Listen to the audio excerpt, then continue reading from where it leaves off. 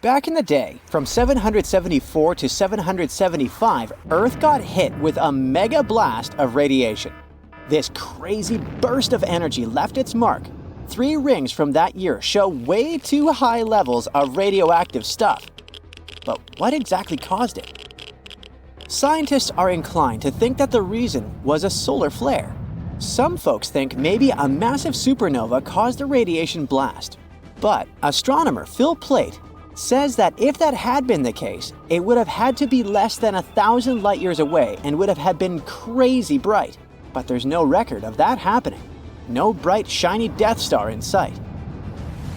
After looking at the radioactive carbon and beryllium in tree rings, scientists ruled out a bunch of other possibilities. At first, they considered that it was a smash-up between neutron stars or a neutron star and a black hole. These types of crashes produce a super quick blast of gamma rays without any light show, which lines up best with the evidence. But these kinds of collisions are super rare. Plait thinks it's kinda unlikely that this is the answer. He figures we should only see one of these events in our galaxy about once every million years. So having one just 1,200 years ago seems pretty wild. Scientists are seriously worried about these rare events. If one happened closer to Earth, it could seriously mess up life on our planet. Even if it was thousands of light years away, a similar event today could cause chaos with all the fancy electronic systems we've come to rely on. So it's a good thing those gamma ray bursts are so rare, because if they were more common, Earth might be in for a rough ride. You may think that if our planet could withstand mega radiation blasts, it can easily withstand something less frightening. Let's say grasshoppers. Sorry to say that, but it's not exactly true. Back in 1874, during a hot summer in Kansas, things took a strange turn. Grasshoppers, or should I say locusts, invaded the Great Plains like nobody's business. They came down like a storm, blanketing houses, trees, and even poor trains passing by. These bugs were on a mission to cause chaos. Farmers had to scramble to protect their wells and just about anything else worth saving. Locusts landed everywhere, wreaking havoc on everything in sight. Even poor sheep lost their wool. Locusts even stripped paint off wagons and handles off pitchforks. This is how destructive they were. Livestock tried to fight back by eating them, but there were just too many of these insects. That year, those critters caused about $200 million in crop damage. The locust invasion was so tough, even the US Army stepped in to help. In the end, locusts began to disappear, sparing the plains from further devastation. Natural disasters can be even more unexpected than radiation blasts from space and locust invasions. Check this out. Back in June 2017, a reindeer herder up in northwest Siberia was minding their own business when they suddenly heard a crazy loud blast and saw smoke shooting up from the ground. If that happened to me, I'd need to change my pants. Sorry. Later on, they found this huge hole that was like 23 feet wide and nearly 65 feet deep and was surrounded by chunks of ice and dirt. It turned out that there were over 17 such black holes in the area. They were filled with peaty water and shrouded in mystery. Some folks thought those were sinkholes. Others were sure they were left by top-secret device tests or even a bunch of meteorites. Now, the latest idea is that these holes are actually craters caused by the Arctic warming up and melting the frozen ground. The theory states that as the ground thaws, gas pockets trapped beneath the surface burst through, creating such dramatic holes. Apparently, these eerie craters have been showing up in specific spots in Siberia where ancient geological faults have been leaking out hot natural gas for ages. Combine that with some leftover methane from old lake sediments, and you've got a recipe for some explosive surprises as the planet heats up. Not scared yet? All right, maybe you're afraid of darkness, huh? If so, you wouldn't like it back in 536. It's the year when the world went through a crazy 18-month period of darkness. A mysterious fog covered Europe, the Middle East, and parts of Asia, blocking out the sun and causing chaos. It was like the Dark Ages, but For real. It turns out that the main culprit behind this fog was a volcanic eruption in Iceland. This eruption spread ash across the northern hemisphere, causing temperatures to drop and crops to fail. People were freezing and starving. It was a mess. Historians from back in the day even talked about how weird it was. The sun looked like the moon, summers were freezing cold, and even China had summer snow. It was all because of the volcanic ash blocking out the sun. And to make things even worse, this period of darkness sparked the beginning of the bubonic plague in 541. Talk about a rough time to be alive. Let's go back to Siberia real quick. Back in 1908, way out in the wilds of Siberia, an asteroid dropped for an unexpected visit. Today, we know it as the Tunguska asteroid, but it didn't get its name instantly. Local folks only caught a glimpse of the show. A bright fireball streaking across the sky, followed by a massive boom. Trees went flying, fires blazed, and animals weren't too happy about it either. But since the area was so remote, not many folks took notice. For almost 2 decades, nobody bothered to check out the Tunguska site. People had too much on their plates back then. But then, scientists finally made it out there and found evidence of the asteroid's shenanigans. Later in expeditions, they found some spacey microparticles. Fast forward to now, and NASA has a whole planetary defense thing going on. They even sent a mission to test out asteroid deflecting tech. Because who knows when the next cosmic rock will come knocking on our door, right? In the middle of the 19th century, there was one more epic solar storm called the Carrington event. It may not sound like a big deal to you, but it had pretty rough consequences. The next day after the storm, Earth was hit with this insane geomagnetic storm that threw telegraphs off the rails and brought auroras to the tropics. And it's the place where they normally never show up. Turns out, all this space weather madness started with weird stuff happening on the sun's surface, like sunspots. From these spots, solar flares and other crazy electromagnetic stuff can pop out and mess with our technology. Massive solar storms like this one can shoot out from the sun at speeds of up to 1,800 miles per second. They can contain billions of tons of solar material, complete with a sassy little magnetic field that loves to mess with Earth's magnetic field when they meet. Now, listen closely. We're getting close to the next solar maximum in 2025, so it's a good time to check out the history of the worst solar storms, like the Carrington event, and take notice. Imagine if a similar storm hit today. An internet apocalypse, anyone? Businesses would be sent offline and we'd be facing some serious damages. Luckily, these mega solar storms don't happen very often. But hey, space weather is tricky to predict, so who knows when the next one will hit? Marriage is not only about happiness, mutual support, love, and friendship. Marriage is also about trials, crises, and storms. And this Swedish couple survived several storms during their honeymoon. Literally. Not screams, insults, and drama, but real hurricanes, fires, earthquakes, and other natural disasters. This is a really cinematic love story. Newlyweds against nature. Meet Erica and Stefan. They met in Stockholm while working on a joint project, parted, but started chatting with each other on social networks. Their long-distance communication lasted for several years before Stefan decided to ask the woman out on a date. And it's worth paying tribute. It wasn't a typical date in a restaurant or in a park. Stefan suggested that Erica fly with him to go diving in Egypt. They realized that they both loved to travel and finally fell in love with each other. After a fabulous wedding and the birth of a beautiful daughter, the couple decided to go on a 4-month honeymoon. The tour was impressive.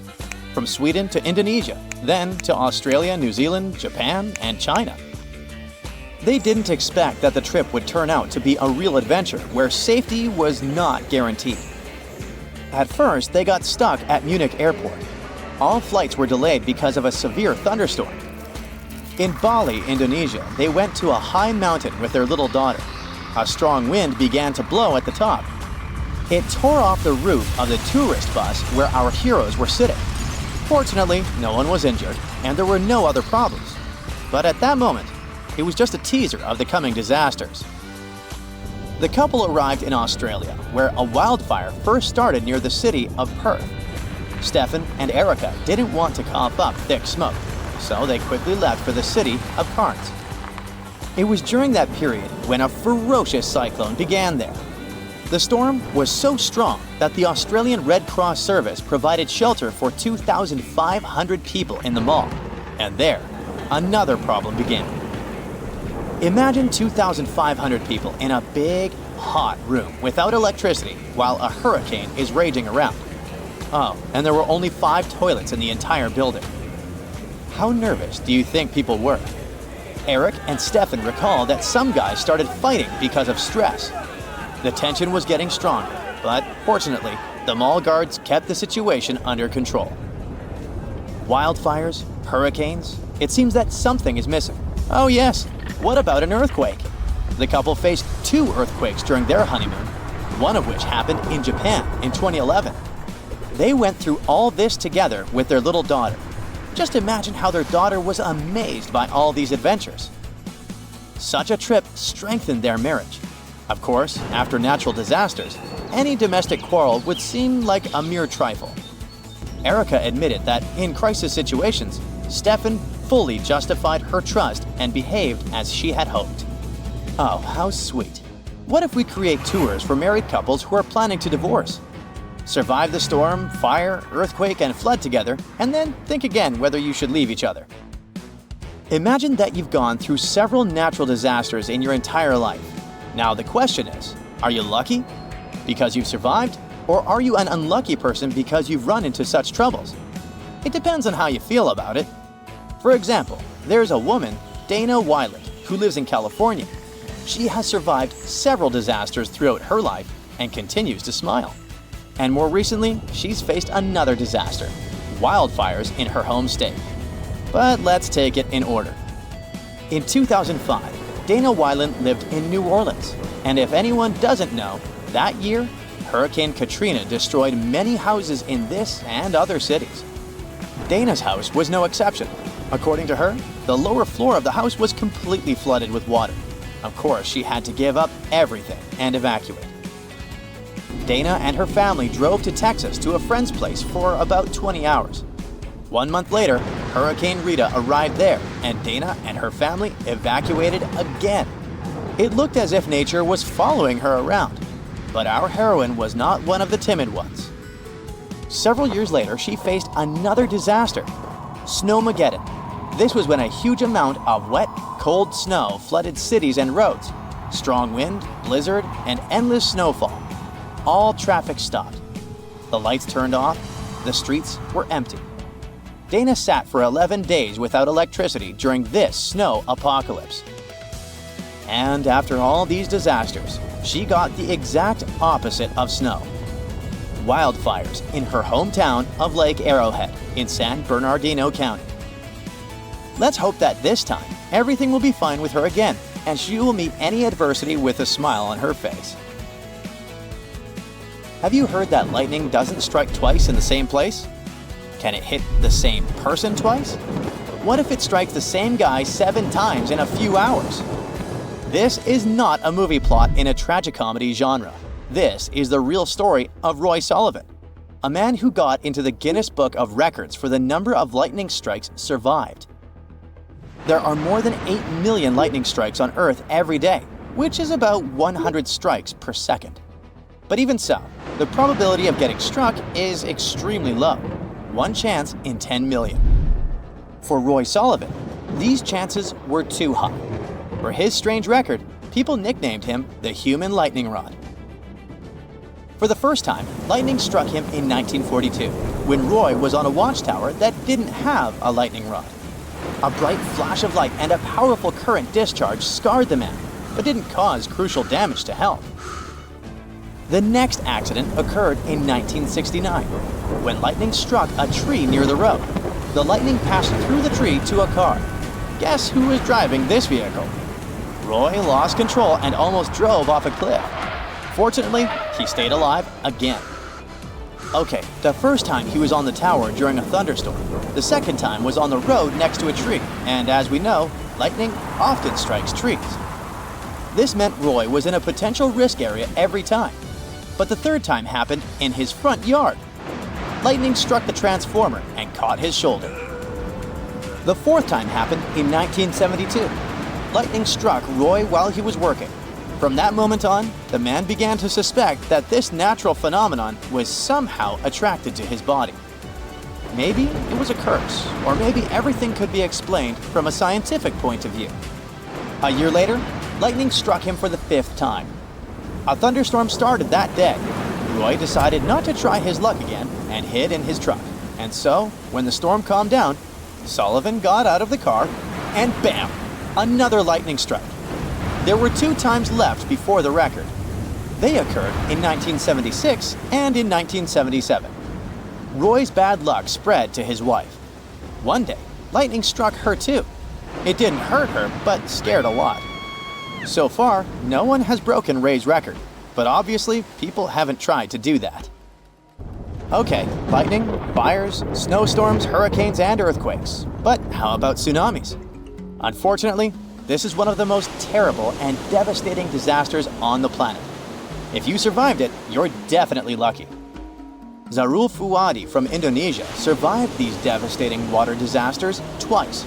The first occurred in Indonesia in 2004. And the second happened a few years later during an earthquake in Japan. During the second time, Zarul was in the building on the 3rd floor and felt a jolt. He was shocked and immediately remembered the tsunami he had experienced before. The tsunami hit the city, but our hero and his family survived. After this double trouble, he decided to move to his homeland, Indonesia. Despite the terrible events, Zarul looks at what happened calmly. Any catastrophe can happen to any person at any moment, but it doesn't mean you should live in fear forever. So, he focused on the bright side of life. June 29th, 1764, seemed like a regular day in one small picturesque town in Germany, Waldeck. Residents were in church. Little did they know that a powerful storm was about to hit the area. It wasn't just an ordinary storm.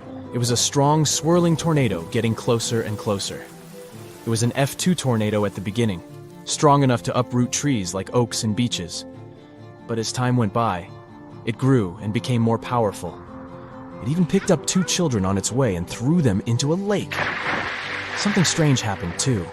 The water level in the lake rose and then quickly retreated.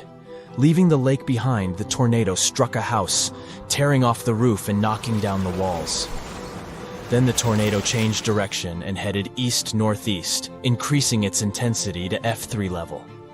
That's when something fascinating happened. A possible twin or satellite waterspout merged with the tornado along the shore of Lake Luzin. It was like 2 tornadoes coming together.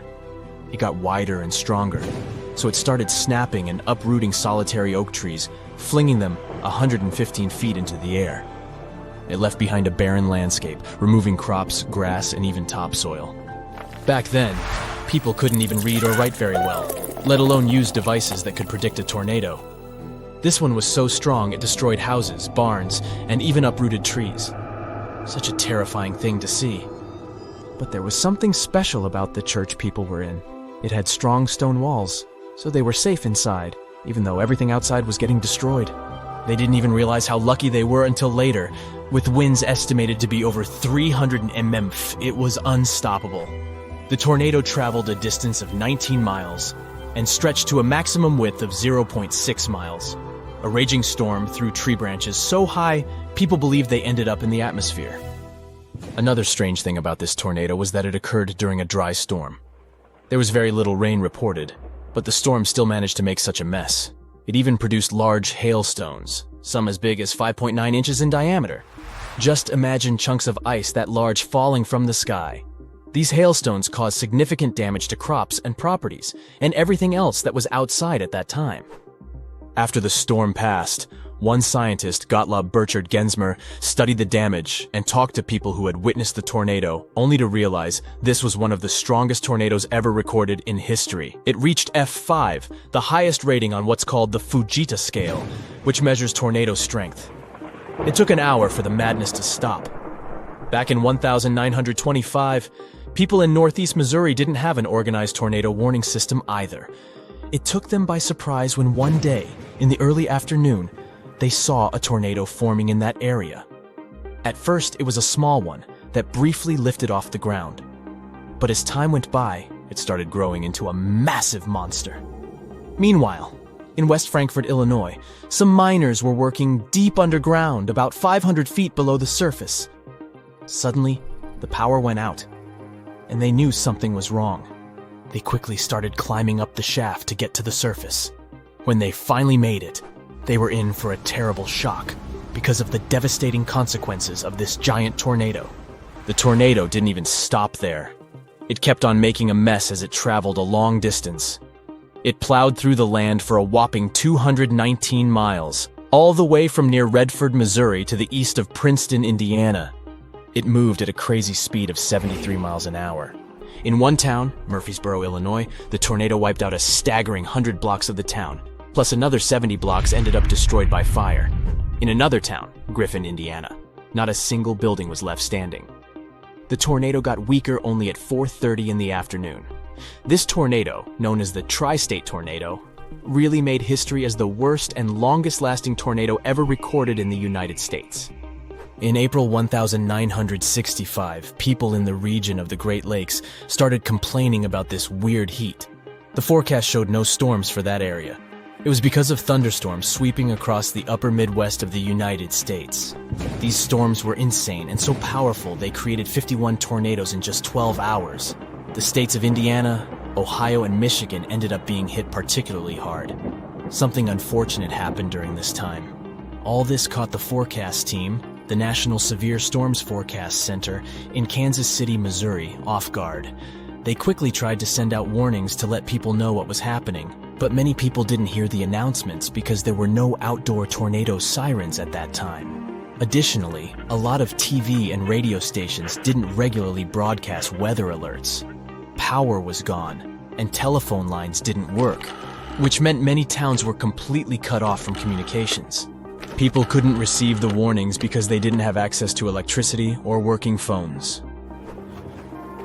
One spring day in 1974 was especially hard because of severe thunderstorms that unleashed a series of powerful tornadoes across 13 states in the United States. These tornadoes lasted for 16 hours, and they ranged from weaker F0 to the most powerful and destructive F5 ones. At one terrifying moment, there were 15 tornadoes touching the ground at the same time. One lasted for more than 2 hours, and two others were swirling around each other like dancers. This was another big lesson, after which some changes in tornado warnings were made. In those days, weather forecasters could only warn people about a tornado if they had seen one with their own eyes, which was mostly too late. April 26, 1989, at around 6:30 in the afternoon, the sky above one district, Maniganj in Bangladesh, turned dark and ominous. The tornado began its journey from one point, Daulatpur, and moved swiftly eastward, Saturia, Maniganj Sadar. People living in that region had already been facing a severe drought, and little did they know there were even worse scenarios coming. The storm was fierce, stretching about 10 miles long and 1 mile wide. It covered a relatively small area, but it still caused enormous damage. It tore through the land and blew away buildings, thousands of trees, strong and rooted for years, and everything else in its path. The countryside of Marsala in western Sicily is really beautiful, but it wasn't so stunning on December 8th, 1851. Two fierce tornadoes suddenly swept across the land, leaving nothing but chaos. As they moved, they brought along heavy rain and hailstorms, causing even more damage to the already vulnerable farmlands. One town, Castellammare, had an amazing harbor with plenty of ships, and it suffered great damage. The news of this devastating event reached far and wide, even making its way to the Illustrated London News. The outbreak in Oklahoma from 24 years ago, May 3rd, 1999, was tough too. Just one stormy day caused enormous damage from Texas all the way up to South Dakota. At least 45 tornadoes touched down, and Oklahoma was hit the hardest with an F5 tornado. The story seemed familiar. What first seemed like a small twister quickly grew into a massive force that, at one point, measured 1 mile in width. This one ripped asphalt from roads, peeling it away in layers like fragile paper. It tore the vegetation away and even wrapped roofing materials around power lines. NASA scientists studied the area using satellites. They realized it would take between 10 to 20 years for the vegetation to fully regrow in the region where the tornado left nothing but muddy, barren land. Oklahoma is in a pretty unfortunate spot when it comes to tornadoes. Take 1947 as an example. The Woodward tornado got named after the city it had struck. This monstrous tornado was massive. It reached 1.8 miles in width, and it raced forward at an incredible speed of around 50 mph. Before reaching Woodward, the tornado had already caused a lot of mess in other towns along its path. But it was in Woodward where it unleashed its worst fury. Without any warning, it struck the city at 8:42 in the evening, catching the residents by surprise. Communication with the outside world was cut off, leaving families uncertain about the fate of their loved ones. As if one tornado isn't enough, some areas get struck by a series of them. In 1908, an outbreak of tornadoes swept across the eastern part of the United States, from Texas to Georgia and then northward from Oklahoma to Tennessee. At least 34 tornadoes touched down. Nature showed no mercy. Buildings were torn apart, and once thriving streets were reduced to rubble. The Fujita scale measures tornado strength based on two things: the speed of the winds and the amount of destruction caused. F5 tornadoes are the strongest, most destructive ones. I mean, some people talk about F6 tornado with winds that could blow at over 300 miles per hour. If this one was passing by, you'd definitely know how Dorothy felt. Luckily, F6 exists only in stories, and Oz is the last place you are likely to end up at.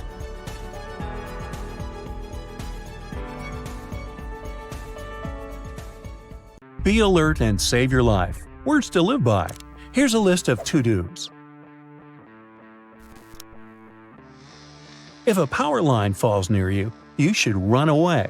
Electric current is now everywhere on the ground. When it comes into contact with one leg, it passes through the person's body and exits through the other leg, thereby hitting the whole body with a powerful charge.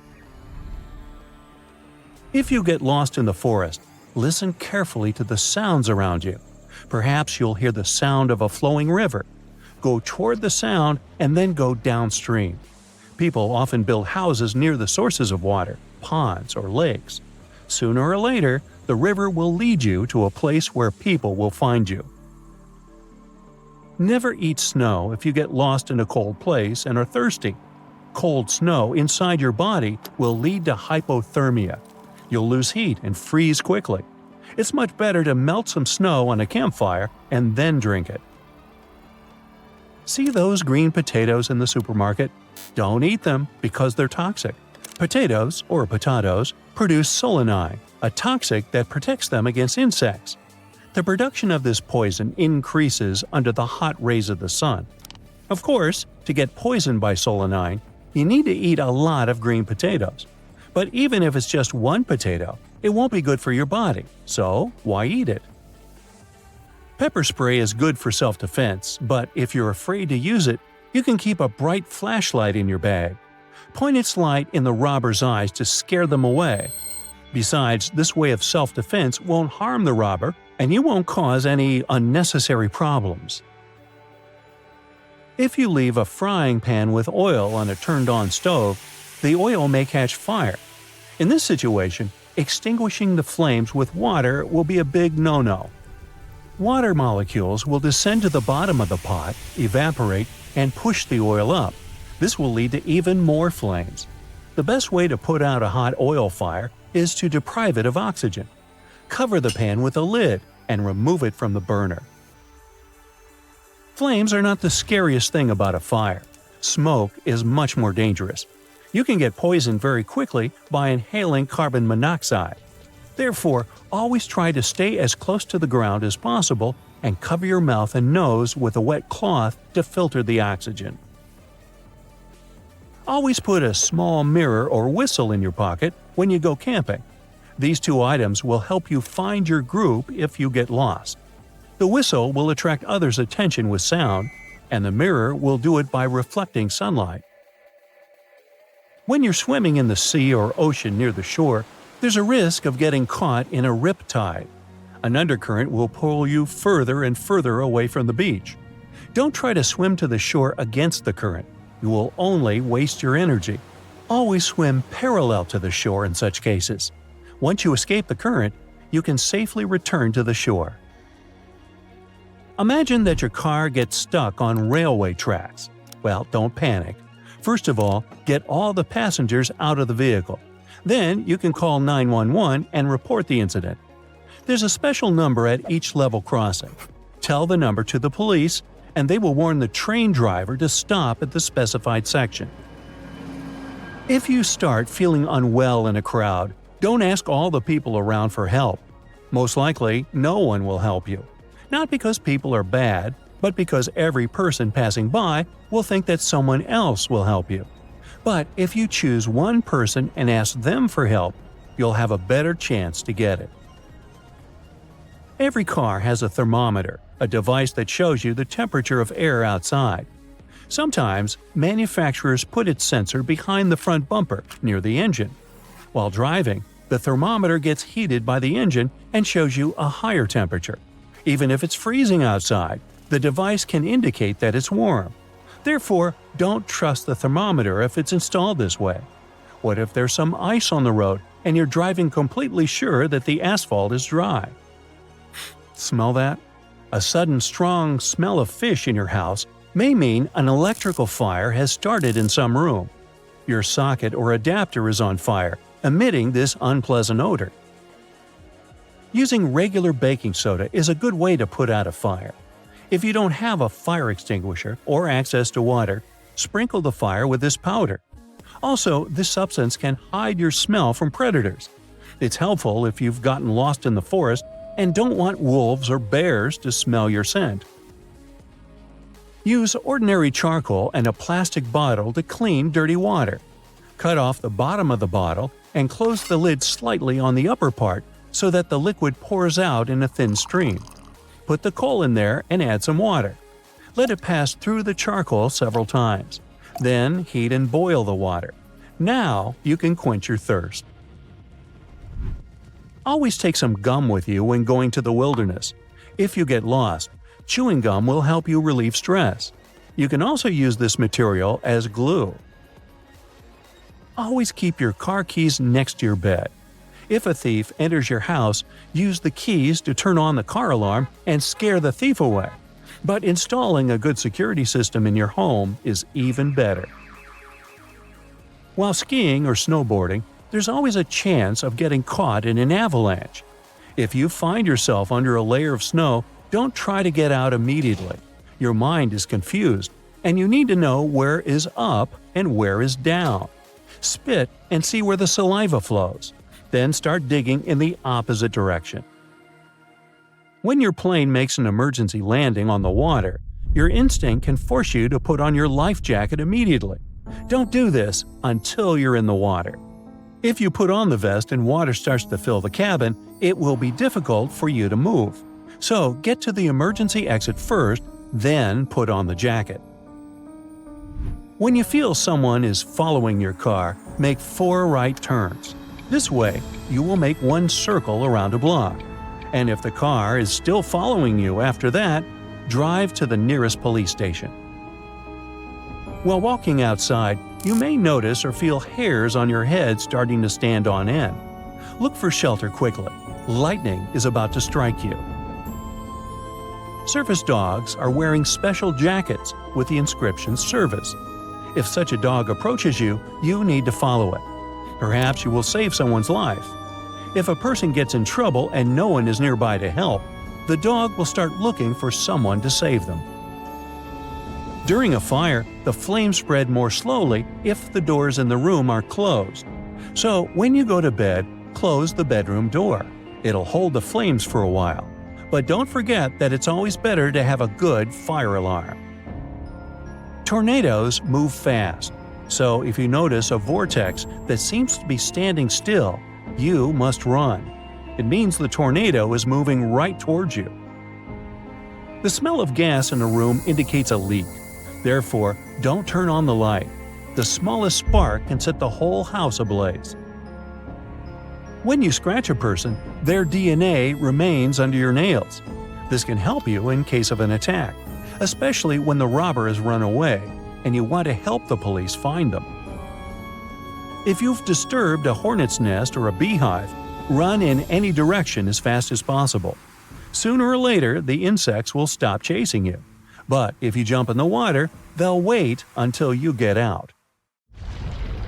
Magma oceans, supersonic winds, scorching hot days, and instead of rain, a bunch of rocks falling on your head. Just another one of those days, huh? Astronomers recently discovered a new superplanet out there. K2 414b is an exoplanet that's around 200 light-years away and in serious need of a new name. An exoplanet is just a fancy way of saying that a planet orbits its own star in another solar system. The Earth orbits the Sun, so this planet has its own orbit party going on. So what makes K2, bunch of numbers, so scary? Picture our beautiful little blue planet Earth. Now imagine that all the volcanoes in the world suddenly erupted at the same time and lava covered the oceans and seas. Fiery hurricanes, thousands of times faster than normal, blow all over the place, 24/7. And it starts raining rocks every now and again. Rocks, like on your head. Thankfully, not in your head. This scary planet came into our lives about 2 years ago. Scientists are still studying it. So, what's a typical day like? For starters, you can forget about breathing. Oxygen decided to take a pass on this planet. You'd have to get used to sodium, silicon monoxide, and silicon dioxide, which is, as you guessed, not great. And that's just scratching the surface. Who knows what other chemicals are lying around? And yes, magma oceans. The planet's surface is covered in molten magma as far as the eye can see. This lava planet orbits really close to its star, which is why the surface is like a fireplace. The closest planets to our Sun are Mercury and Venus, but this planet's even closer. And what's even more weird is that half the planet is in constant daytime, the other half night. It's tidal locked, just like our moon is. No matter how long you stare at it, you'll never see the other side. That's why the all-day, everyday scorching fiery side is so hot and overflowing with magma oceans, while the other side's in a constant state of deep freeze. If the magma doesn't burn you, you've still got big problems, and please don't look up, it's raining rocks. On Earth, water turns to steam, rises up, becomes clouds, cools, and falls as rain. Over there, on planet Fireball, it's exactly the same, except for it's rocks, people. The planet's so hot, it vaporizes rocks. Oh, and don't forget the supersonic winds with speeds up to 3,000 miles per hour. Imagine your hat getting blown off your head at 5 times faster than an airplane. The strongest wind on Earth was the tropical cyclone Olivia that hit Australia. It was blowing at 250 miles per hour. Now imagine 12 times that. On the sunny side of the planet, you're looking at a roasting 5,000 degrees. The hottest it ever got on Earth's surface was in California, 135 degrees. It's pretty common for it to get near that temperature in the Sahara Desert, but that kind of heat's not exactly enough to make rocks evaporate. If you grew up near a desert, you already know how dry and hot it always is. But did you know that deserts can reach freezing temperatures? A desert, by definition, is a large area with little or no rainfall. That means no water vapor to keep the temperatures from going insane. In the daytime, the sun heats up the desert like an oven. But when the sun sets, the heat packs up and heads home, and it can get really cold. Some deserts have even reached minus 40 degrees at night. But wait, shouldn't deserts have snow if it's that cold? Well, some deserts have had a bit of snow here and there, but because there's no water vapor, there can't be that much snow. Just dry, freezing, sandy Sahara nights. Now, the Sahara Desert's actually not the largest desert on Earth. It's Antarctica. 5 million square miles of icy dryness, almost no people, and a whole bunch of cute penguins. Penguins technically live in a desert. Back to the Fireball planet, this time the night side. Never-ending darkness and extreme cold, about minus 330 degrees. Add in some supersonic winds? Earth's coldest? Minus 130 degrees at a research center in Antarctica. So, how does this jalapeno pepper exoplanet stack up against some of our neighbors? Well, Mars isn't exactly livable either. It's the red planet, so you'd think it'd be hot most of the time. But it's usually freezing, well, way below freezing. And if you're planning a weekend getaway to Mars, you can leave the umbrella at home. Nah, it doesn't rain rocks, and it actually hasn't rained there for millions of years. At least Mars has days and nights, and it's like Earth in other ways. Mars' equator is steamy hot, and it gets pretty cold at the north and south poles, just like Earth.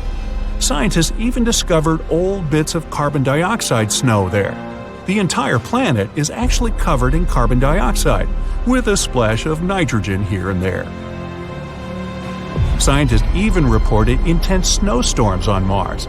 But because it's mostly carbon dioxide, it's not your typical snowstorm. It's more like a dry ice storm. That's the stuff they use in fog machines. Mars isn't the only place where climates are going cuckoo. Jupiter's famous for its gigantic storms. Not like the ones we know on Earth. I'm talking about storms that last for centuries. The Great Red Spot on Jupiter is actually a 400-year-old storm, and you could fit 4 whole Earths inside of it. So it's been around for a while, but it's nowhere near as intense as the storms on K2. Venus also has intense rain, but it's not made of rocks. It's sort of worse. It rains sulfuric acid. That stuff can give you severe skin burns and rip nasty holes through your umbrella. Venus's atmosphere is filled with carbon dioxide, which acts like a net to trap in the sun's radiation, and it's insanely hot. No magma oceans, though. Mercury is the closest planet to the sun and doesn't even have an atmosphere. That means no storms, clouds, rain, wind, whatever. Mercury is kind of like a desert here on Earth. No water vapor and no rainfall. That means temperatures shoot up during the day and drop like crazy at night. The K2 exoplanets, like the most extreme parts of all of our solar system, all rolled into one scary planet. But we're not headed there anytime soon. We haven't even been to Mars yet. That's all way off in the future, and 200 light years is a really long travel time. If we're going to move anywhere anytime soon, we'll probably want to set up camp on the moon. No magma oceans, no warp speed winds, nice temperatures. So, where would we even start? Well, the main issue is that drones and remote control robots are getting more and more advanced. It's way cheaper to send them over to map out the moon for us while we're safe here on Earth. And if we ever want to begin space exploration for real, we'd need a proper space base. And what better place than our little shiny moon? So, why do we even study those far-off planets? What's the point? Well, planets are like people. They're all different ages and live in all different places. The more of them we study, the more we can understand why there's life, aka us, on Earth and not on any other planet so far. When we see crazy new planets, we get crazy new ideas, which can turn into awesome inventions that make our lives easier. Even just going into space gives us new ideas.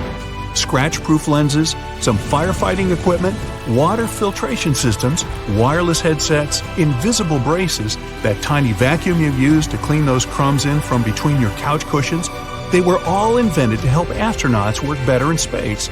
And now they make our lives better every day. Maybe we'll figure out a new energy source someday, thanks to a far-off planet or star. Or we might discover a new compound that will make our buildings stronger or more energy efficient. The air is bone dry and the wind is out of control. You feel like you're standing in front of a fireplace, but you're not. You're standing in your backyard about to grill up a feast when you suddenly see the trees shaking uncontrollably. Leaves are falling like confetti. The wind just blew your last piece of laundry into the great unknown. You look around and everyone else is just as confused and scared as you are. In the distance, you see a red horizon of fire in the forest and a large vortex touching the sky. You drop everything and make a break for it. You'll be lucky to outrun a tornado. They usually move at around 30 miles per hour, but can reach up to 70.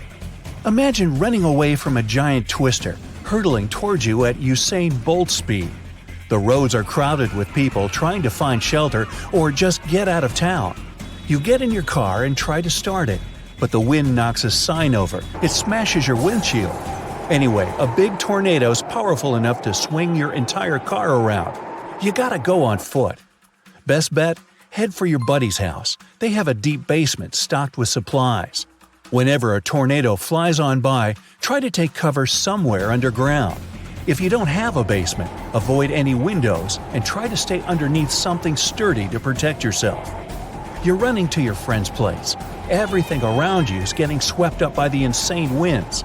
But when you turn around, you see the tornado turning reddish.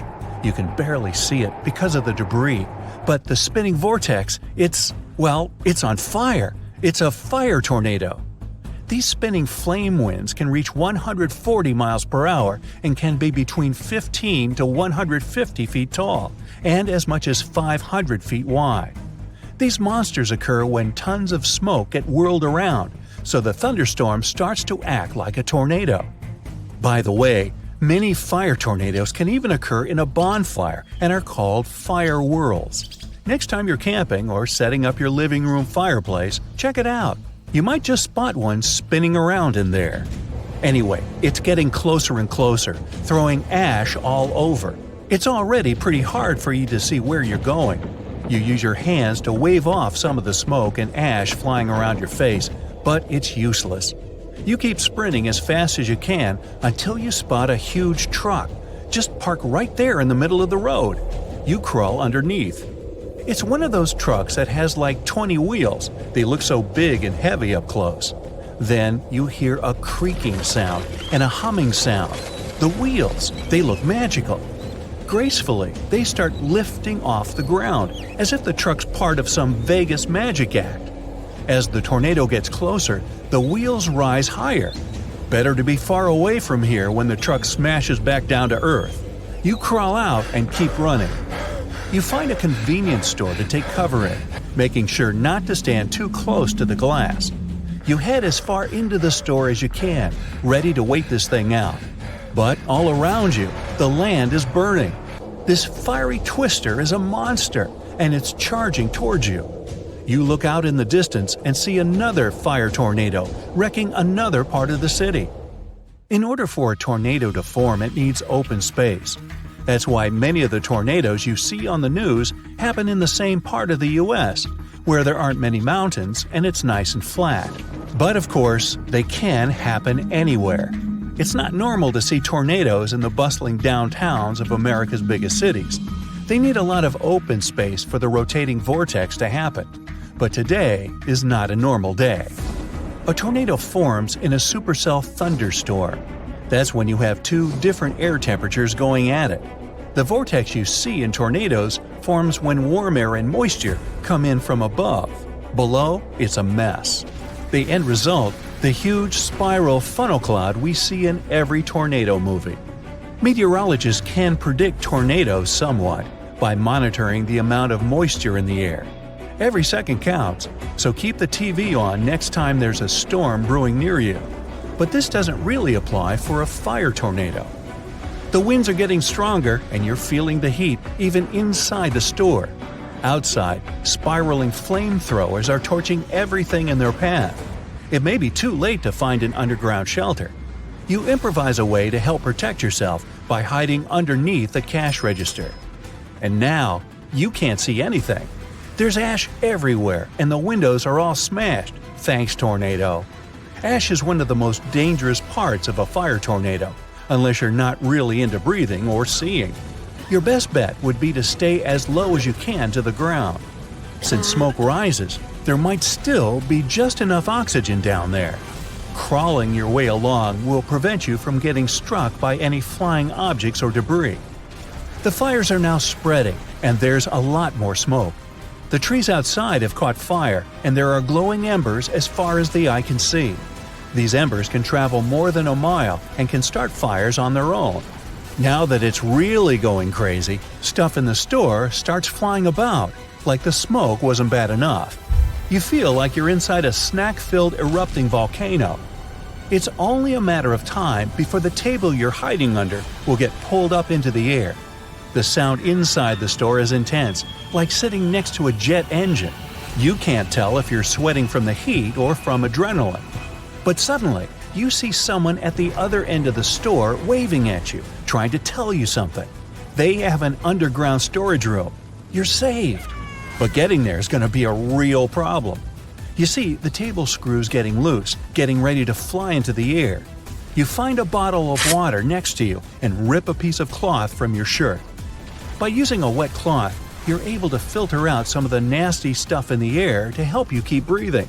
So you crawl your way out from underneath the table and make your way to the underground storage room. But the ground is covered with broken glass, and there are cans and stuff everywhere. Even the cans are starting to heat up. You crawl like a sloth, trying to avoid anything pointy. The fire tornado is still out there, and it's getting even closer. You finally make it, and the clerk pulls you down the stairs. It's dark, but there's a single battery-powered lamp to help you see. When it comes to fire tornadoes, it's best to just wait it out. Most of these firestorms don't last that long. So you relax, or try to, and wash your face in a nearby sink. You wipe off all the black ash from your face and breathe normally again. But as you get a bit more relaxed, you feel the ground shaking. Everything around you starts to fall. You and the clerk duck behind a pile of canned goods. Then the tornado takes it up a notch. The store above you gets lifted up off the ground. The only things left, steel and concrete foundations and a couple of random columns. The steel door that's separating you from the outside is barely holding it together. You can see the screws getting loose. You can actually see fire enter the storage room. Everything in the room gets toppled over in an instant. The wind is even louder than before. But then, it's over. Those few minutes felt like hours. You and the clerk climb out and see, well, not much to be honest. The convenience store looks like it got ripped off like a Band-Aid. And all around you, a town you can't even recognize anymore. The big problem with these fire tornadoes is the fires they leave behind. They can ruin towns, forests, farms, and lives. Let's solve some real-life mysteries. Why does smoke always follow you around when you're camping? Why do earphones tangle in our pockets? And many more. You look at a plug, and it almost looks as if it was smiling at you. Why do humans see faces in objects? This is a real phenomenon, and its scientific name is facial pareidolia. Scientists revealed that we see faces in everyday objects because our brains are accustomed to processing objects for emotional expression. We do this with real faces, but our brain occasionally applies this conduct to objects too. This mechanism might be developed as a result of the need to assess whether a person is a friend or an imposter quickly. Next time you see a face in an object, remember that it's a human brain defect. Why is there a groove on the underside of some mugs? People often encounter small pools of water on the underside of mugs when they open the dishwasher to empty it. This miraculous little groove under the cup makes the water slide when the cup is in the dishwasher. Some aluminum foil boxes have tabs on the sides. Have you ever noticed them? They're designed to keep your roll of aluminum foil neat and organized in the box. Push them in, and you're done. Without pushing those tabs in, the foil roll is more likely to pop out of the box as you use it. I know, two-colored erasers aren't that popular anymore. Time for some nostalgia. Do these erasers just randomly have different colors? Nope, there's a purpose behind it. You might be familiar with its ability to tear the paper to shreds, but that's not it. The blue side works on more durable pieces of paper that contain writings in pen ink. That's why it has a rough texture compared to the other side. I must admit, though, the use of this is limited. Here's a fact about bubble wrap. We know it as packaging and shipping material, but it was originally intended to serve as some kind of wallpaper. In 1957, two inventors were looking for a new wall covering and stuck two bath curtains together. That's how the first bubble wrap was created. The sales, however, didn't go as they expected. Luckily, later they realized that this new invention could be used in packaging. An almost failed invention turned into a revolution when it changed its field of use. Couch and sofa. Do you use these words interchangeably? These two are actually two separate things. A couch is a piece of furniture that has no arms used for lying down. It comes from the French word couche. Sofa, on the other hand, originated from the Arabic word sufa. It has a wooden bench covered in cushions and pillows. It was designed for 4 to 5 people to sit on together, so it's larger than a couch. A study reveals that people have an average of $28 in change at their homes that they forgot about. This number can even reach $56 sometimes. Time to take a closer look at the inner part of your couch cushions and the pockets of your clothes. Okay, now let's gather around the campfire. The smoke pokes your eyes, so you change your seat. What? It found you in your new position. If you also think you're followed by smoke, it's not your wild imagination. The smoke really does follow you. When you sit near the campfire, your body interferes with the fire's airflow. It blocks the fresh air from moving toward the fire. This creates a pressure difference between your body and the fire. When you change your position, the smoke works its way back to you. The air moves to restore equilibrium through the movement of the wind. How to avoid it? Well, there are a couple of options. You can trick the fire by constantly changing your position around the fire. But where's the fun in that? You want to have time with friends and eat marshmallows, not run from smoke. A better option is to sit around the fire, leaving equal space between friends. This makes the air pressure pretty much the same in front of each of you, so the smoke goes up instead of toward one of you. Toilet paper wasn't always a round roll. When inventor Joseph Gaetti introduced it as bathroom tissue, he sold it in a flat version. Single sheets on a pack. Then another inventor came up with the idea of selling toilet paper in rolls. Voila! By the 1880s, it was already popular. So what's the mystery behind tangled earphones? As soon as you put them in your pocket or bag, they somehow turn themselves into an enigma in the blink of an eye. To find out why, a group of physicists experimented. They put strings that have different amounts of stiffness in a box. They say that complex knots often form within seconds, and stiffer strings are less likely to get knotted up. It's related to the length of the cable and the amount of agitation the cable is subjected to.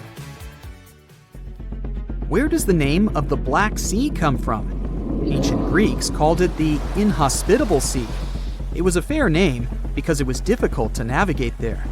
In time, the sea became a safe place for them, so Greek colonists renamed it as Hospitable Sea. There are a handful of hypotheses for why it was eventually called the Black Sea. Due to its depth, the waters look dark.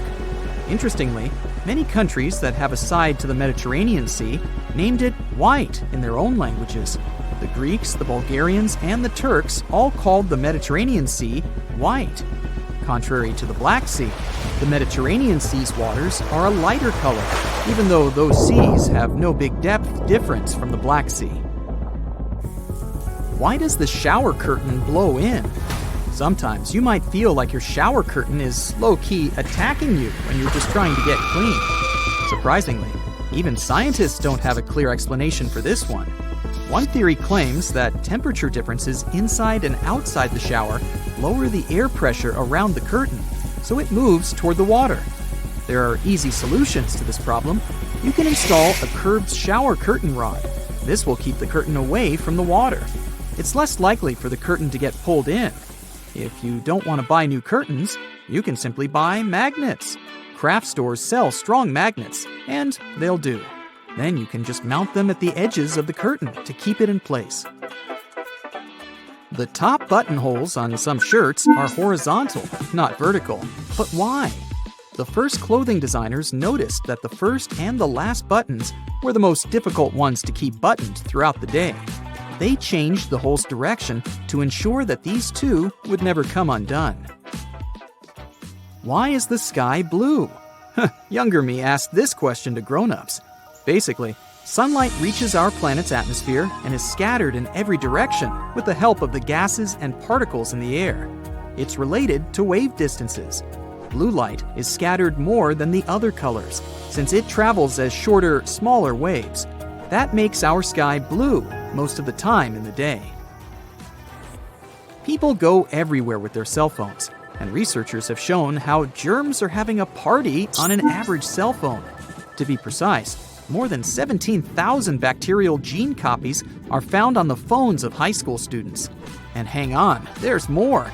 Scientists found that cell phones carry 10 times more bacteria than most toilet seats. Charles Darwin didn't just study evolution. He was also the pioneer of designing office furniture. He is the one who added wheels to his chair. A couple more decades had to pass before wheels in an office chair became a standard thing. The gas gauge arrow in some cars indicates which side the gas pump is located on. Imagine you rent a car. Before pulling into the wrong side of the gas pump, you can easily detect which gas pump you should go to. Just look down at your gas gauge for the arrow. And there you have it. Anything else you want to know to feed your curiosity? You have friends over for dinner. You set your drink on the counter and go help your friend set out some desserts. When you get back, you notice the liquid in your cup. It's sloshing around and the ice cubes look like ships on a rough sea. Now you feel it too. On the ceiling, the chandelier is swinging like mad. Then you hear someone scream, "Earthquake!" The house and everything in it is rocking back and forth.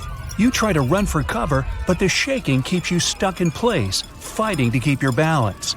The cabinets look possessed, and glasses and dishes fly out and smash on the floor. The bookshelves topple over, and everything hanging on the walls sways and falls off. You duck under the dining room table, trying not to get hurt on all those broken dishes. Yeah, you've been through earthquakes before, but none like this. Checking your phone? Typical, no signal. You can't believe what's about to happen. The screams get louder, and suddenly, the whole house collapses. The biggest earthquake ever recorded happened in Chile in 1960. Disaster came in the afternoon, just when everyone was out enjoying themselves. To cause serious, life-changing damage, you need to have a magnitude of around 7 or so on the Richter scale. This one was 9.5. This part of Chile is smack dab on the so-called Ring of Fire, the most active volcanic and seismic area in the world along the Pacific Rim. The initial shaking lasted around 10 minutes, and after 2 days, many aftershocks were still strong enough to set off a volcano in the south of the country. But that's not where it ended. The earthquake unleashed a series of tidal waves all over the Pacific Ocean, with some reaching over 80 feet high. The waves in earthquake were so strong that they even affected Hawaii, Japan, and the Philippines. It caused around $500 million $1960 worth of damage. Many were left homeless. Much of their infrastructure was smashed too. Buildings as far as the eye could see were toppled, and debris piled everywhere. Scientists estimate that this earthquake was so powerful, it shifted the Earth's axis, making our days 1.26 microseconds shorter. That might not seem like a lot, but think about it. Just one natural disaster was strong enough to make time move. Many of the coastal cities were flattened and floods were widespread. The economy spiraled downward. According to studies, if this earthquake happened today, it caused more than $20 billion in damages. So what would happen if an earthquake twice that size hit without warning? For starters, you'd likely feel the effects even further away. Tidal waves wouldn't just hit the coasts of Japan and the Philippines. They would move even further to China, Korea, Vietnam, and even Australia. And those waves would be significantly higher than 80 feet, perhaps double that. That's like 8 giraffes piled on top of each other, surfing your way. If you live by the coast, you'd notice the waves. If you saw the water recede way back so you could practically see where all the fish call home, you'd know it was time to run. Chances are that a tsunami's heading your way. Say it really happens. You're caught under the wreckage, not knowing what's going on. You manage to free yourself and escape to the fresh air. And you're not alone, because all the houses in the neighborhood have turned into piles of bricks and rubble. The bridges have also collapsed, leaving people stranded on either side. You look around, dust yourself off, and rush to find help. Fire trucks and ambulances drive between the broken-down cars and rubble. You try to make it to your car, but the aftershocks are still hitting, and you're getting tossed to the sidewalk. With all the cell towers down, you can't call anyone on your phone. Your knees are shaking, but you manage to power through. Once you reach your car, you see it crushed under a boulder, like a giant soda can. You continue on foot and eventually reach downtown. It looks as if some giant got angry and knocked all the buildings down. You push forward and try to see if you can find some help. Without warning, your phone vibrates. You check it and see 1,000 notifications about a 20-magnitude earthquake.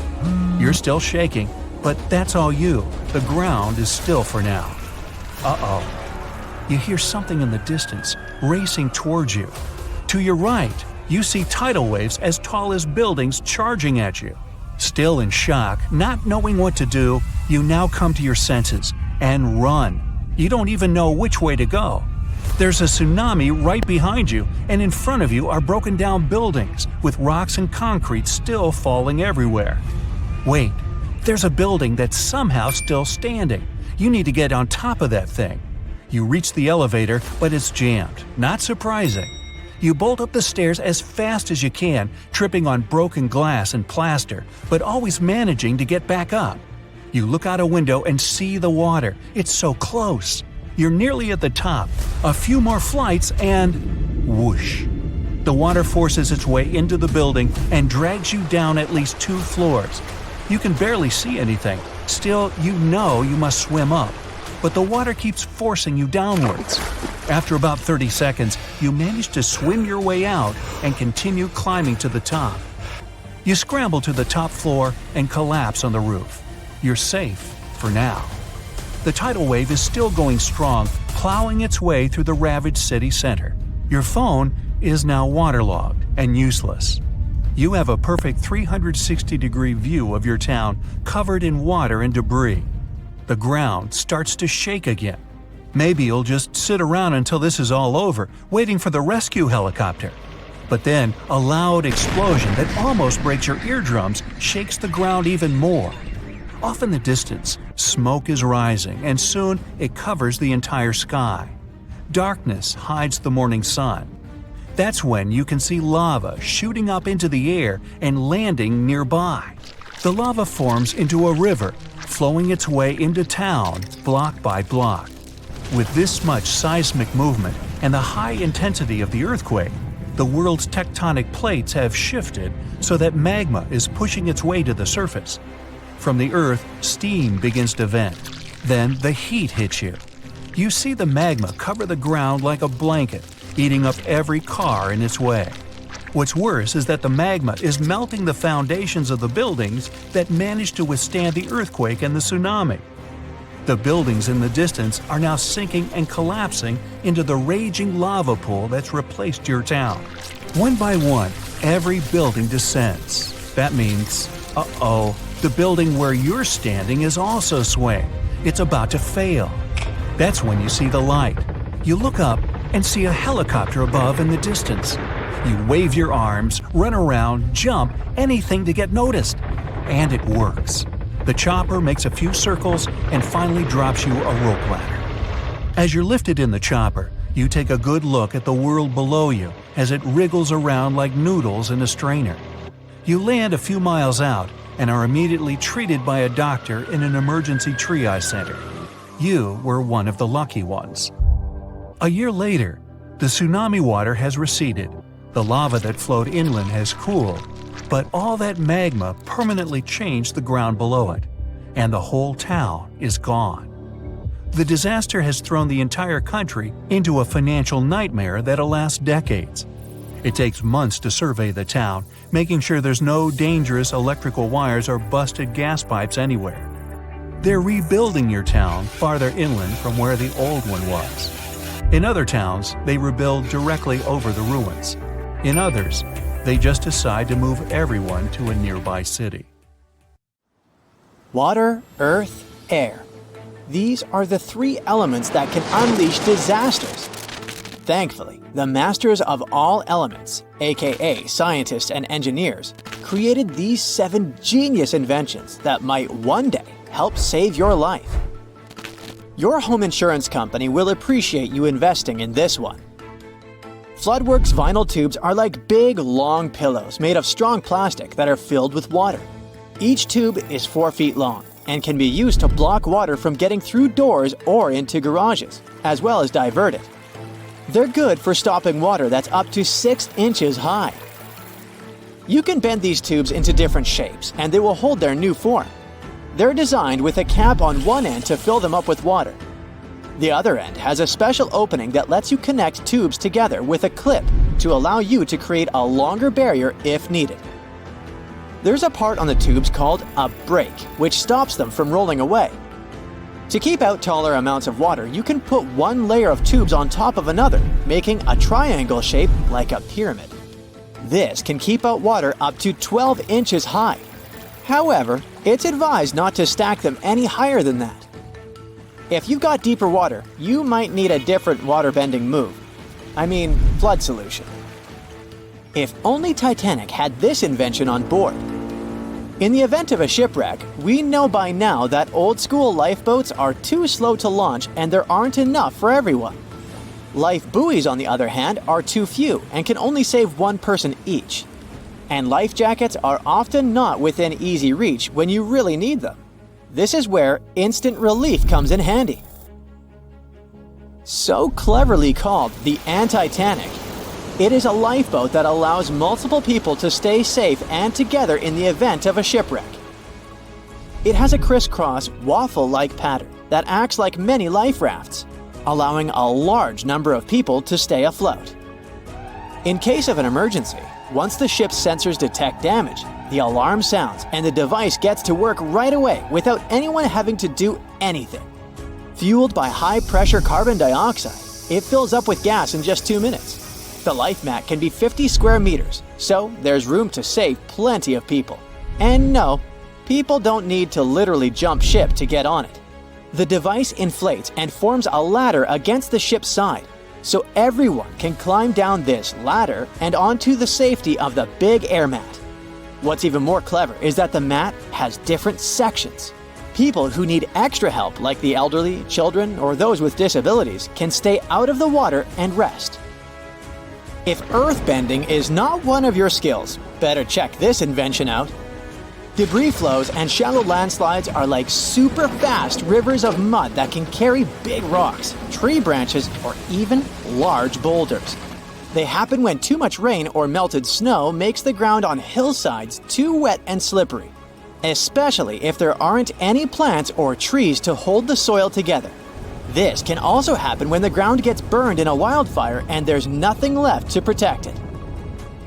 Debris flows usually follow the shape of the land, moving through natural paths like gullies or ditches.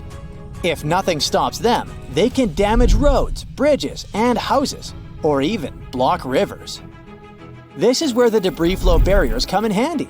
They act like a big net that catches these mud rivers before any disastrous consequences.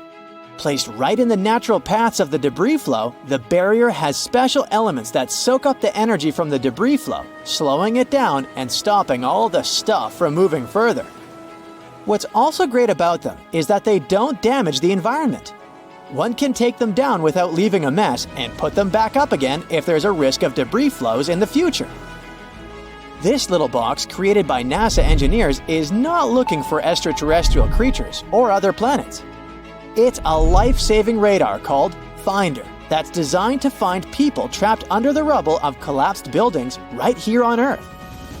Using a technology that is similar to what might be used for space exploration, Finder can detect the tiny, rhythmic movements of a human heartbeat and breathing amidst chaos and destruction. The way it works is like this.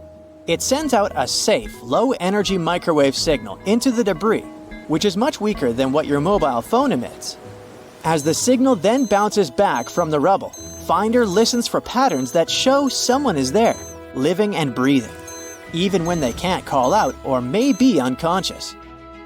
The device is so sensitive that it can tell the difference between a person and an animal. Engineers also use a unique method to pick out these signals of life from other random movements, like leaves shaking or other non-life patterns. According to tests, it can search a small building in about 10 minutes and a much larger area in about a half an hour. On the other hand, the next invention is designed to help save lives, not after, but during the event of an earthquake. Earthquake-proof table is a sturdy school desk that doubles as a life-saving shelter during earthquakes.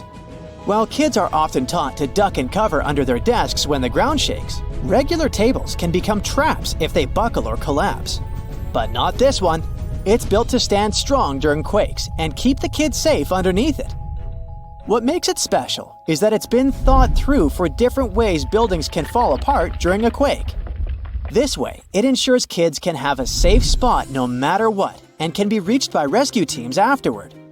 It has also been put to impact tests with various types of weights and debris to confirm it can take a beating without going in. Besides its strength, the table is light enough for 2 children to lift and move, as well as spacious enough to accommodate a pair of students seeking refuge. This invention basically allows you to bend water and air at the same time. Imagine you're out enjoying the waves or paddling on a lake, and you suddenly need a bit of help to stay afloat. This is where Kingi, which is the world's smallest wrist flotation device, comes in. Worn around your wrist, it's sleek and barely noticeable until you need it. In the event of distress in the water, you can activate it by pulling a lever, which triggers the inflation of a balloon. This balloon aids in buoyancy, easing you to the water's surface. The device is also equipped with a whistle to draw the attention of rescuers in critical situations. Kingi is not a single use. Once you're back on dry land, you can deflate the balloon, fold it back inside, pop in a new CO2 cartridge, and it's ready for your next water adventure. The last invention on the list is like a guardian angel for adventurers in snowy mountains. When an avalanche hits, it can be a race against time. In such an event, SafeBack SBX helps you continue breathing if you get trapped under snow masses, all without the need for a mouthpiece. This could be a game changer because, usually, if someone is trapped by an avalanche, they might only have about 15 minutes before running out of air becomes a real problem. But with the SafeBack SBX, you could have up to 90 minutes of breathing help. That's a lot of extra time for rescuers to get you. It's been through a ton of tests to make sure it works in all kinds of snowy situations. It's also designed to fit into different brands of avalanche backpacks. Plus, it's light enough to not add extra weight to your backpack and tough enough to handle the rough and tumble of an avalanche and keep working. The strongest earthquake ever to strike east of the Mississippi River that happened over 200 years ago was never over, according to some scientists. Most earthquakes last seconds to minutes, and the official record breaker so far is a silent one in Sumatra that was going on for 32 years. This slow slip event triggered a massive quake and a tsunami.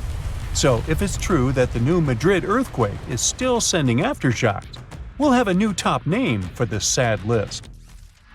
The earthquake started in December of 1811 with a powerful quake in a sparsely populated part of northeast Arkansas.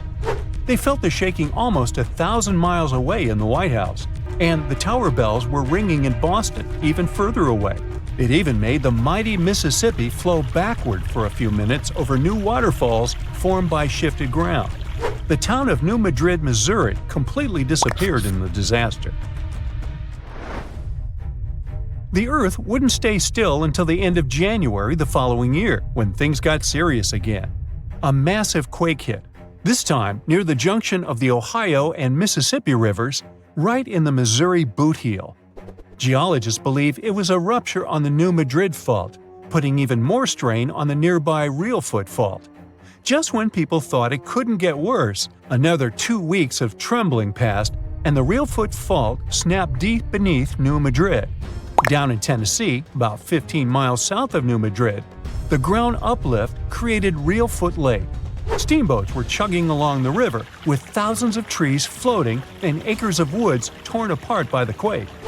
In St. Louis, Missouri, which is 160 miles away, buildings were badly damaged, and chimneys fell in Cincinnati, Ohio, 400 miles away. People all the way in Montreal, Canada, over 1,000 miles away, felt the earthshake.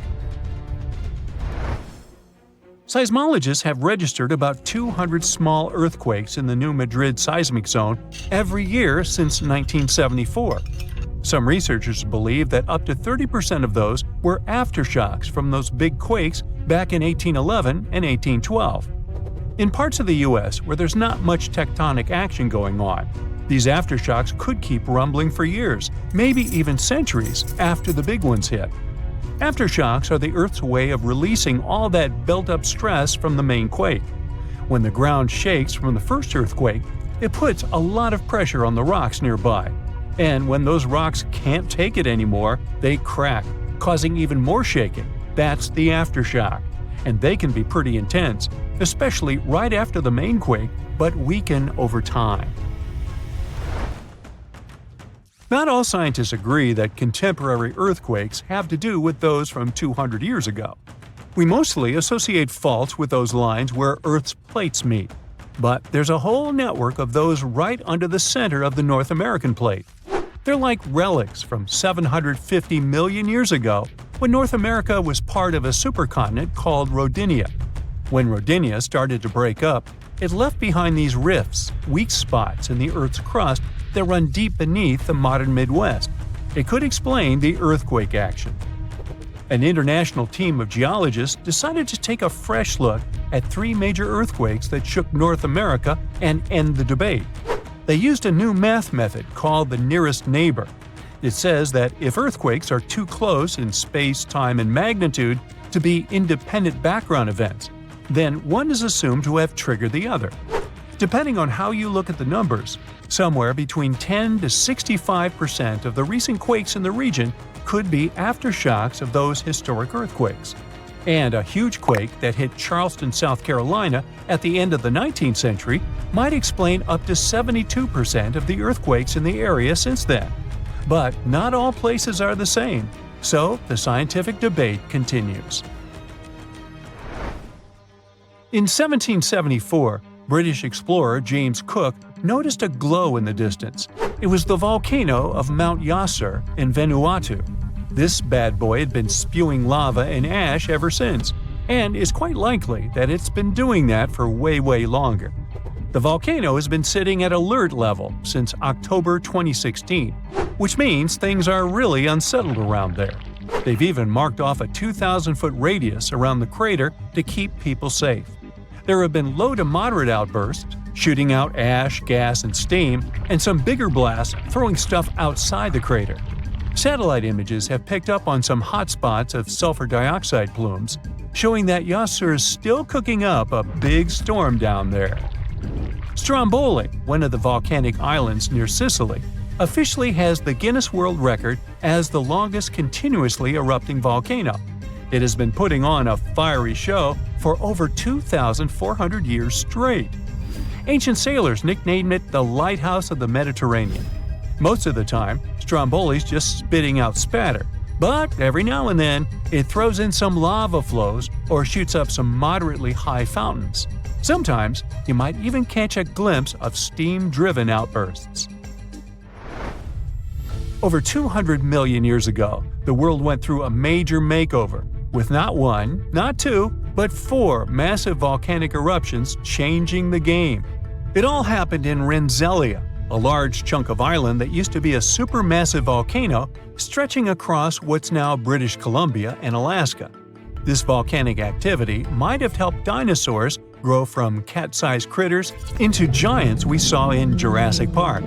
It kicked off a 2-million-year rainy season. It made the whole world hot and humid, and the dinos just loved it. Researchers dug deep into sediment layers beneath an ancient lake in China to uncover these secrets. They found traces of volcanic ash and mercury, clear signs of those epic eruptions. There were carbon signatures showing huge spikes in carbon dioxide levels, making the atmosphere toasty and the rain pouring down. It all happened in 4 separate pulses, each triggered by those monstrous volcanic blasts.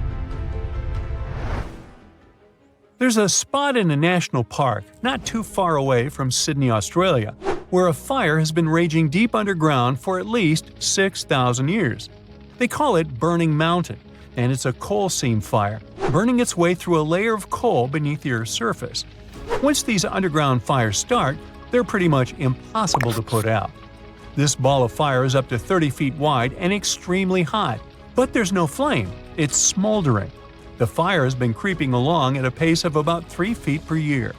A local farmer first spotted it in the 19th century and thought it was a volcano.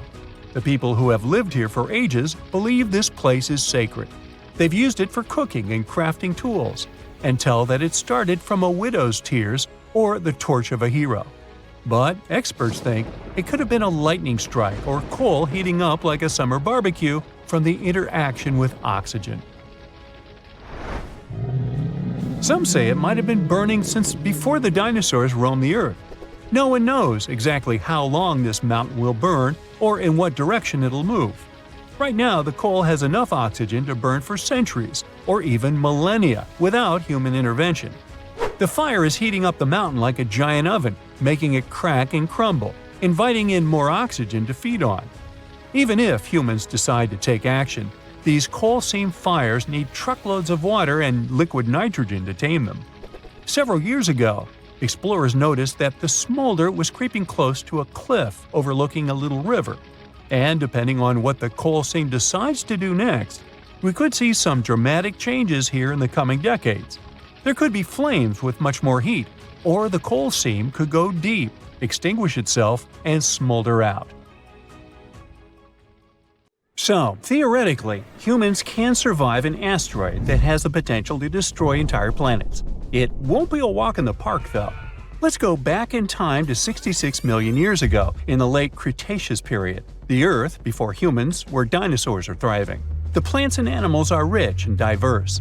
You'd see a T-Rex chasing a Triceratops, or the massive Alamosaurus, one of the biggest animals to ever roam the planet, towering over the landscape. In Texas, they remember the Alamosaurus. And watch out for the Ankylosaurus, a living tank swinging its tail like a wrecking ball at any threat. As you're about to enjoy a quiet evening under the stars, a bright new light appears in the sky of the northern hemisphere. Now, a new star in the sky doesn't really stand out at first. It's just twinkling like the rest. But give it a few hours, and you'll notice it's getting brighter. Check again the next night, and boom, it's the brightest thing in the sky, outshining planets and even the moon. Then finally, it horrifyingly outshines the sun. The star was the Chicxulub asteroid, which left a gigantic crater now called Chicxulub Crater in Mexico's Yucatan Peninsula. The asteroid enters the Earth's atmosphere at a blistering 12.5 miles per second. It blasts through 60 miles of the atmosphere in about 3 seconds. It falls so fast that even the air can't get out of its way. The air gets squashed and heats up to thousands of degrees in a blink. Before the asteroid even touches the ground, this super-hot air has already vaporized much of the sea where it's about to strike, near the Yucatan Peninsula. Then, in a flash, the asteroid smashes into the Earth, screaming over Central America with a loud boom that echoes everywhere. It doesn't just smash the ground, it makes the soil and rock flow like liquid. The asteroid digs a hole so wide and deep that it nearly touches Earth's inner layers and throws up dirt more than 20 miles high. At that exact moment of impact, the asteroid also turns its massive speed and weight into heat in a split second. It puts so much energy into the Earth that it makes molecules move faster than the surface of the Sun. This massive energy created a giant ball of plasma, superhot charged gas that includes bits of vaporized rock. This all shot out at incredible speeds, The shockwave from the impact and the heat turned the Earth around the crash site into gas instantly. This set off earthquakes all around the world. And it's not just the rocks flying around that you need to worry about. As they plummet through the sky, they rub against the air, heating up so much that they set fires all around the world. The heat they give off could be compared to an oven cranked up to its highest setting. This fiery shower causes most of the world's trees to burn down. The entire world is now on fire. Soon it changes everything. In a blink, dinosaurs were wiped out, making way for mammals to rise. And not only dinosaurs, 75% of species and big creatures disappeared, leaving behind only some small birds and critters. So, how could you, a human, survive something like that? Now, some animals made it back then. To survive, we need to learn from their resilience. The only birds that survive even in the toughest conditions are the ones nesting safely on the ground. Among the few larger animals that manage to dodge extinction, all have ways to deal with the heat. Some, like certain small mammals, snakes, and lizards, can dig themselves into cooler underground burrows. Others, like crocodiles and turtles, just hide in the water. So, if you're exactly on the other side of the planet when the strike happens, and you act super fast, you might just make it. Right now, the impact is about 10,000 miles away, but don't underestimate its power. As soon as you hear the loud boom, head underground as quickly as you can. And be careful, because you'll feel the earth shake about 30 minutes later. Hide in a deep cave, preferably with a narrow entrance. It would protect you from the falling debris, and the temperatures underground would be stable. Also, some caves have natural water sources, rivers or streams. You might also prepare for the not-so-great diet of insects, fungi, or poor small animals that also seek refuge in the cave system. But it's better than nothing. You also need to be extremely far away from any large bodies of water. Being near the ocean might seem like a safe bet during a massive asteroid impact because the sea can buffer extreme temperature changes. But the earthquakes trigger terrifying tsunamis, even in lakes or fjords. The asteroid's crash sets off not just one tsunami, but many, and they're as tall as skyscrapers. Within an hour, colossal waves between 600 and 1,000 feet high hit the Gulf Coast, slamming into places like Mexico and the southern United States, and flooding miles inland. These waves are so powerful, they even push rivers backward. These tsunamis continue around coastlines, reaching the east coast of the United States, and 6 hours later, they hit Europe, Africa, and the Mediterranean. By 15 hours after the impact, there isn't a coastline on Earth that hasn't felt the wrath of these waves. Well, let's say you survived the initial impact somewhere deep underground, but your troubles have only begun. The Chicxulub asteroid strikes a region loaded with sulfur. This sends 100 billion tons of sulfur and an enormous amount of water into the sky. The water vapor forms massive storm clouds. They start to rain acid. In colder places, huge snowstorms bury the land under feet of snow each day. The impact also vaporizes massive amounts of oil, throwing up 150 football stadiums worth of it into the air. This oil turns into a thick black soot in the stratosphere. It coats the earth like black paint.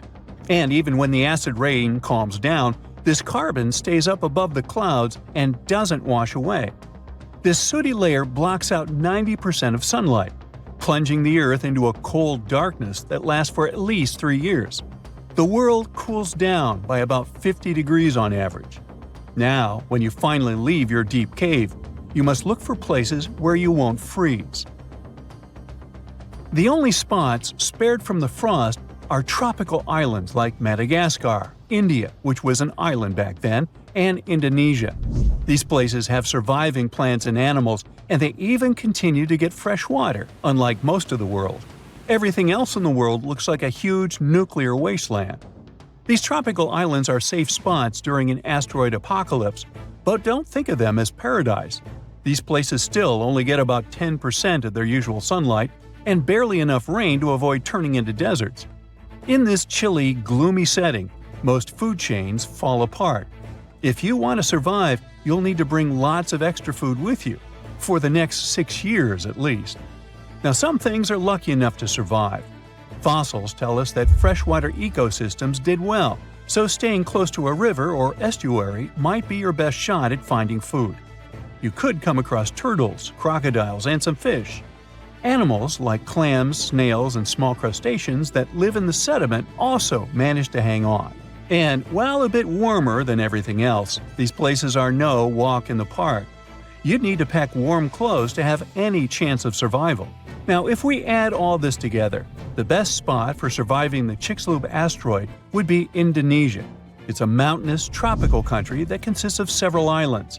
There, you'll find bearable temperatures, a bit of rainwater, and a deep cave for shelter. This could protect you from the falling tektites, the intense heat, and even help you find something to eat in the rivers and lakes. But if you stumble upon any shrew-like creatures while scavenging for food, time traveler, please let them be. It's not clear how many survived the Chicxulub impact, and eating one could have unforeseen effects on the future of humanity. Like, don't eat your great-great-great-great-great-great-grandfather, right?